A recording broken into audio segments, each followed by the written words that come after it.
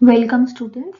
Let's continue with the chapter 1, that is, what is psychology. In the previous video lessons, you learned about what is psychology, various definition of psychology. Then you learned about psychology as a discipline, psychology as a natural science, psychology as a social science. And today we will try to understand the development of psychology in India and various themes of research and application. Then we will move on towards psychologist at work. So let's continue. Development of psychology in India. In modern period, psychology was introduced as a discipline at master's level at Calcutta University in 1960.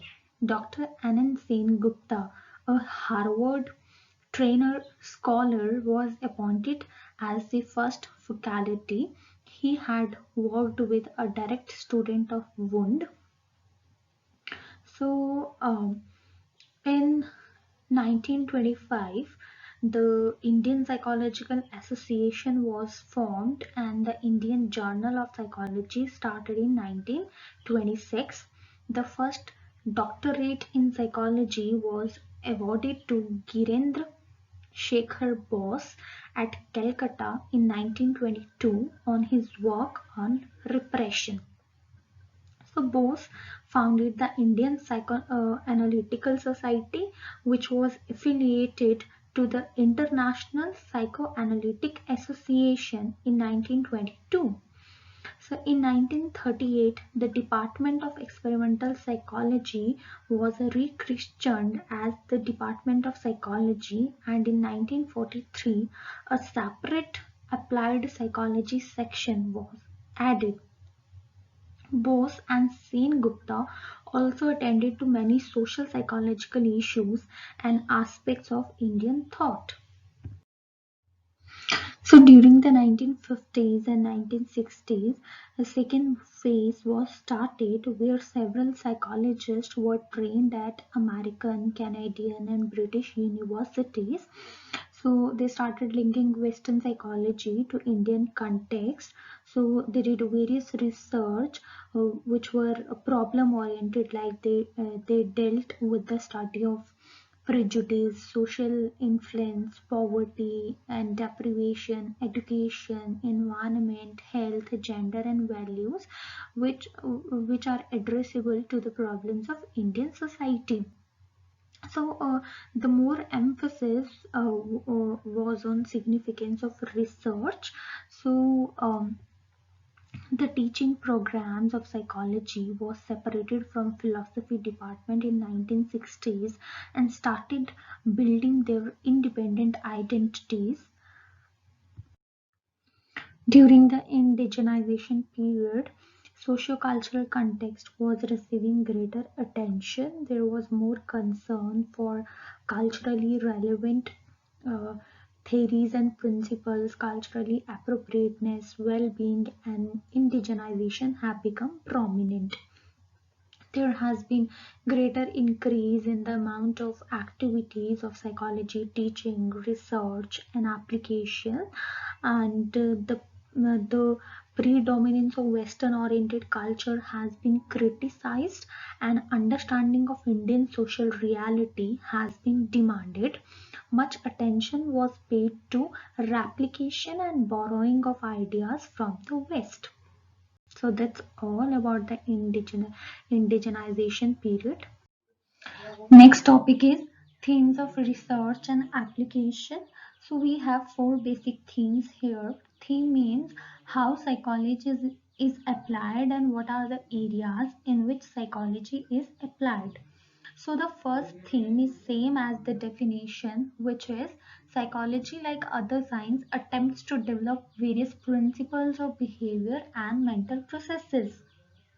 Means by using scientific methods, psychologists function more like other scientists and develop theories and general principles to explain and understand behavior and mental processes. The next or second theme deals with behavior is a function of attribute of person and environment. P stands for person and E stands for environment. B stands for behavior. So which is behavior is equal to function of function of person and environment. Basically psychology is dealing with two aspects. One is here, one is inherited in gene, which is unchangeable because we inherit various traits from our parents. So it sets a limit, and thereafter we can always change environmental aspects to it. One is natural genetic basis, and the other what environment offers you, the kind of conditions you born in, like environment, parenting, schooling. So all these aspects help you groom yourself from the natural aspect. So these are the two aspects psychologist studies: person, that is gene, and environment, that is what is around you and the condition around you. So this is also known as nature versus nurture question. Does aggression stem primarily from innate tendencies, or is it the result of experiences that trigger it in a given situation? So the answer to such a question is not one suggesting that either experience or hereditary dominates. Rather, many aspects of behavior seems to represent the result of complex interaction between these factors. Third theme is human behavior is caused. That means for any behavior there can be many causes. So primarily they have differentiated between two causes. One which is internal, that means to the organism and organism, and another is external, having location in the outside environment.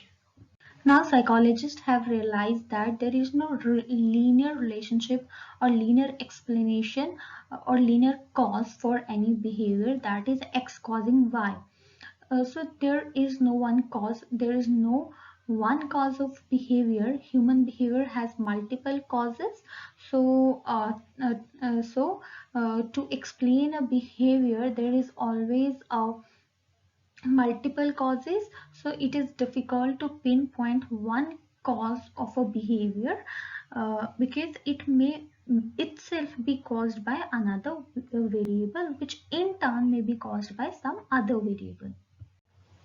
So fourth theme we talk about is understanding of human behavior is culturally constructed.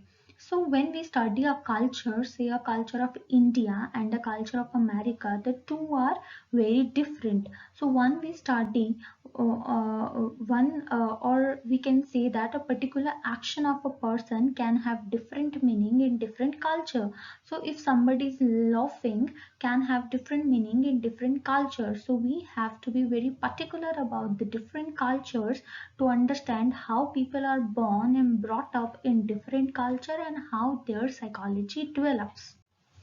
Fifth theme talks about the application of psychology to different cultural contexts.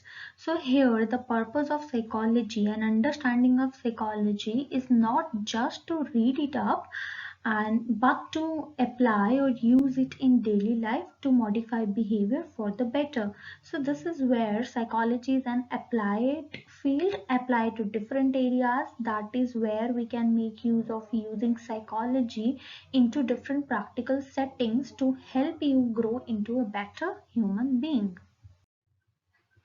Psychologists at work. So psychologists today work in variety of settings where they can apply psychological principles for teaching and training people to cope effectively with the problems of their life. So we have they are basically included in number of settings where they are engaged in working effectively. So first is clinical psychologist, then counseling psychologist, community psychologist, school psychologist, organizational psychologist. So we will try to understand their work in detail. So first is clinical psychologist. Clinical psychologist uh, specialized in dealing with the mental health problems. They work in hospital settings and they also work in their own clinics. They their work is firstly to diagnose the mental health problems, and they provide a psychotherapy and provide treatment to the mental health to the patient who are having mental health problems. Next, counseling psychologist. So counseling psychologist deals with the clients who are having less severe or less or mild psychological problems, like they deal more with the people who are having emotional, social, or adjustmental problems or motivational problems. They deal with college students. They deal with school students, helping them in their learning problems. So they also provide counseling to the couples and the people who are facing relationship problems, and so on. So next is community psychologist. Community psychologist focus on problems related to a community mental health.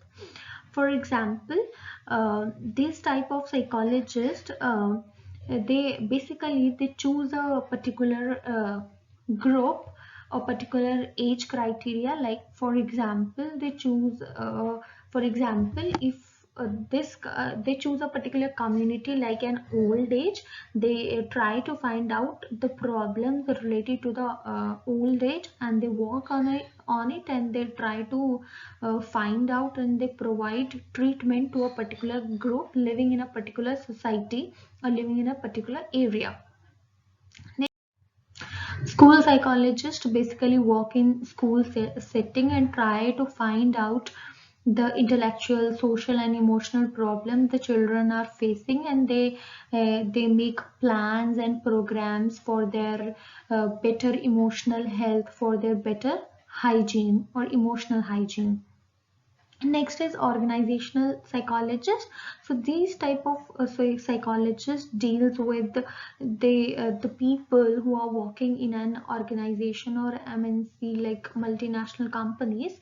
So they try to find out they try to deal with the workers who are working in particular organization, how their work can be eased, how their mental health can be enhanced, so that they can focus more on their work and can give their best.